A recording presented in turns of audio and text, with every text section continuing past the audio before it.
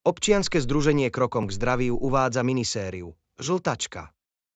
Ahojte kamaráti. Už sme si povedali, ako sa žltačka prenáša, aké má príznaky a čo robiť, ak sa ňou niekto nakazí.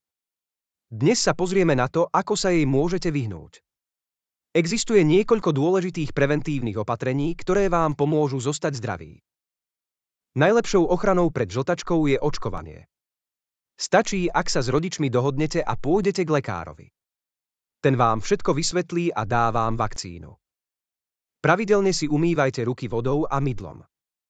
Ruky si treba umývať vždy pred jedlom, po použití toalety a po hre vonku. Jedzte iba čisté, umyté potraviny a pite bezpečnú vodu. Dôležité je umyť najmä ovocie a zeleninu. Udržiavajte čistotu vo svojej izbe, v kuchyni aj v kúpeľni.